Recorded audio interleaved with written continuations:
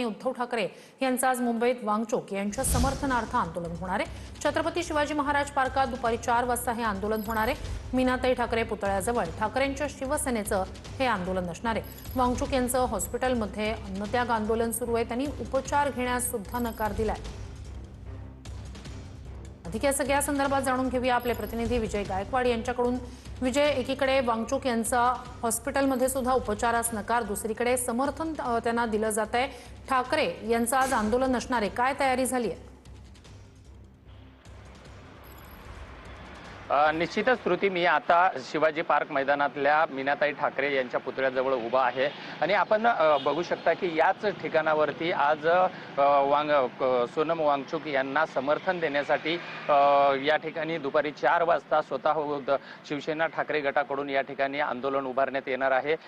या ठिकाणचे जर बॅनर आपण बघितलं तर बुलंद आवाज विद्यार्थ्यांच्या साठी, देशाच्या भविष्यासाठी हुकुमशाही सरकार विरोधात हे आंदोलन असल्याचं ठाकरे शिवसेनेकडून सांगण्यात आलेलं आहे। आपण समोर जरी बघितलात तर या ठिकाणी सर्व बॅनर लावलेले आहेत आणि या बॅनरवरती अभिजित दिपके आणि सोनम वांगचूक यांचा फोटो लावण्यात आलेला आहे। तर वर स्वतः उद्धव ठाकरे, आदित्य ठाकरे आणि बाळासाहेब ठाकरे यांचे फोटो लावण्यात आलेले आहेत। दुपारी 4 वाजता मीनाताई ठाकरे पुतळ्याजवळ हे आंदोलन होणार आहे आणि मुंबईमधल्या सर्व विद्यार्थ्यांना आव्हान केलेलं आहे, चला शिवतीर्थावरती देशाच्या तरुणांचा आवाज बनायला। हे बॅनरवरती सुद्धा या ठिकाणी स्लग देण्यात आलेला आहे। त्यामुळे एकीकडे सोनम वांगचूक यांना दिल्ली पोलिसांनी जेव्हा उचलून रुग्णालयामध्ये उपचारासाठी दाखल केलं तेव्हा अनेक सर्व स्तरामधून जे आहे केंद्र सरकारच्या विरोधाच्या दडपशाही विरोधामध्ये एक तीव्र संतापाची लाट पसरलेली आहे आणि त्याचंच एक प्रतीक म्हणून या ठिकाणी शिवसेना ठाकरे। नक्कीच विजय, नक्कीच अपडेट्स घेत राहू। तूर्तास धन्यवाद तुम्ही दिलेल्या संपूर्ण माहितीसाठी।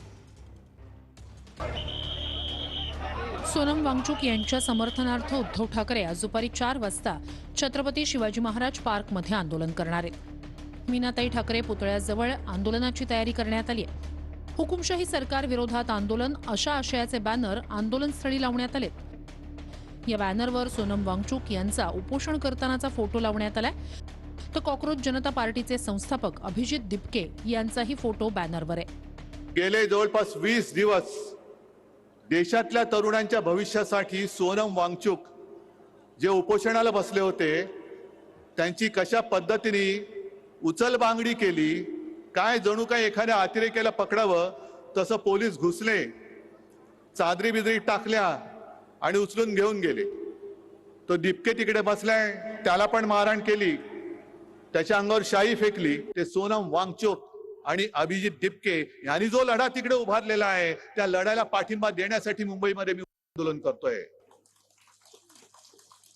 तुम्हाला सुद्धा शक्य असेल तुम्ही सुद्धा आंदोलन करा। जिथे जिथे तुम्हाला जे जे करता येणे शक्य शांततापूर्ण मार्गाने ते करा। अनेकांनी मला विचारलं तुम्ही दिल्लीला जाणार का?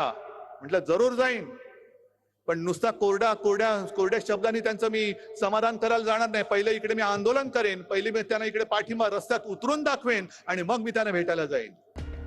विरोधी पक्षनेते राहुल गांधी यांनीही मोदी सरकारवर टीकास्त्र सोडलंय। सरकारची मूळ तत्व ही असत्य आणि हिंसा ही आहेत। सोनम वांगचूक जी अहिंसक उपोषणाला बसलेले असताना त्यांना जंतर मंतरवरनं हटवणं अत्यंत चुकीचं आहे। पेपर लीक, शिक्षणाचा वाढता खर्च आणि विद्यार्थ्यांच्या आत्महत्या हे भारताच्या भविष्यासाठी अत्यंत गंभीर मुद्दे आहेत। कोणतीही सक्ती किंवा बळाचा वापर भारतातील विद्यार्थ्यांना मुद्दे उपस्थित करण्यापासून रोखू शकत नाही। बिल्कुल, आज तो आपने देखा जैसे उनको उठाया गया, ऐसे कभी भी पहले होता नहीं था, ऐसे ब्रिटिश राज में भी नहीं होता था। सबसे खराब जो डिक्टेटरशिप वो भाजपा ने हमारे देश में लाई है, लेकिन इमरजेंसी चालू है ये बोलने की उन्हें हिम्मत नहीं है। दुसरीकडे दिल्ली पोलिसांनी सोनम वांगचूक यांना उपोषण स्थळावरून हटवत हॉस्पिटलमध्ये नेलं। तिथेही वांगचूक यांचं अन्नत्याग आंदोलन सुरूच आहे। त्यांनी उपचार घेण्यासही नकार दिलाय।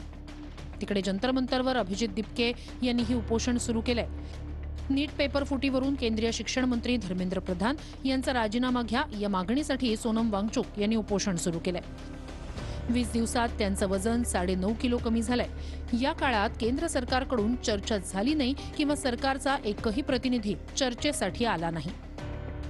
दरम्यान अखेर ज्येष्ठ गांधीवादी नेते आणि समाजसेवक अण्णा हजारे यांनी मौन सोडत प्रतिक्रिया दिली आहे। केंद्र सरकारनं आंदोलकांच्या संयमाचा अंत पाहू नये, संवादातून तोडगा काढावा असा सल्ला अण्णा हजारे यांनी केंद्र सरकारला दिलाय। सोनम वांगचुक हे उपोषणावर बसलेत 20 दिवस होत आले.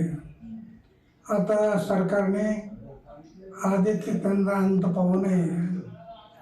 हो ना काय म्हणायचं म्हणा, पण चर्चा करायला काय हरकत आहे.